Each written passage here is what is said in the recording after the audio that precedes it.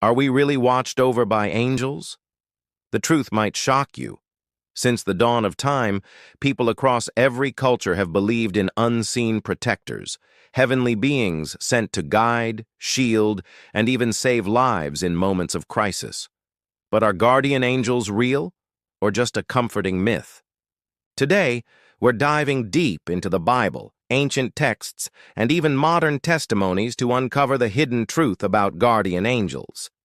By the end of this video, you'll know what the Bible really says, how guardian angels operate, and why so many stories from around the world sound eerily similar. First, let's start with the foundation. What does the Bible say about angels in general? The Bible describes angels as powerful spiritual beings created by God, serving as messengers, warriors, and protectors. Hebrews 1 verse 14 asks, "Are they not all ministering spirits sent forth to minister for those who will inherit salvation?" This verse alone suggests that angels are not distant, abstract beings. They are actively involved in the lives of believers. We see them appearing to Abraham, wrestling with Jacob, guiding Israel through the wilderness, and announcing the birth of Christ to Mary. Angels are woven throughout Scripture, and their presence is anything but symbolic. But here's the big question. Do they protect individuals? That's where the concept of guardian angels comes in. One of the most debated verses is Matthew 18:10. Jesus, speaking about children, says, "See that you do not despise one of these little ones.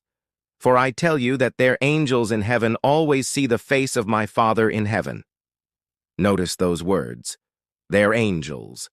This implies that children, and perhaps all believers, are assigned specific angels who watch over them. Another powerful verse is Psalm 91, verse 11 to 12. "For he will command his angels concerning you to guard you in all your ways. They will lift you up in their hands, so that you will not strike your foot against a stone." This passage doesn't just suggest protection, it promises it. Angels are actively guarding and intervening in the lives of God's people. And then there's Acts 12. When Peter was miraculously freed from prison by an angel, the disciples at first thought it wasn't him at the door, but rather his angel. This shows that the early Christians already believed in the concept of personal guardian angels. The idea of guardian angels isn't only New Testament. It has roots in Jewish tradition as well. The Book of Enoch, widely read in the ancient world, describes angels assigned to watch over nations and individuals. Later, in early Christian thought, church fathers like St. Basil and St. Jerome spoke of guardian angels as a reality. In fact, St. Jerome famously said, "How great is the dignity of souls, that each one has from birth an angel commissioned to guard it." So historically, the idea of guardian angels isn't a fringe belief. It was mainstream, shaping how early Christians understood the spiritual world. Now, here's where it gets really interesting. Across centuries, countless people have reported miraculous encounters with what they describe as guardian angels. One story tells of a young woman driving late at night when her car broke down on a deserted road. Just as fear set in, a stranger appeared, helped her fix the car, and vanished without a trace. No headlights leaving, no footprints, nothing. Another famous account involves World War I, when British soldiers reported seeing the Angels of Mons, shining warriors who appeared during battle, protecting them from overwhelming German forces.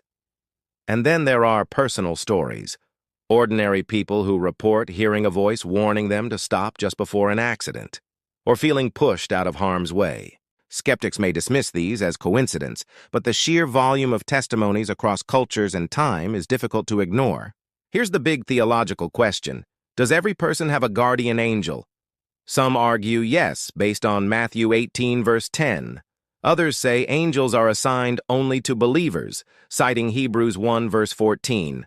There's also the view that angels guard communities or nations, as suggested in Daniel 10, where Michael the archangel is described as the protector of Israel. So whether individually or collectively, Scripture consistently shows angels guarding, guiding, and intervening on behalf of humans. But here's an important point.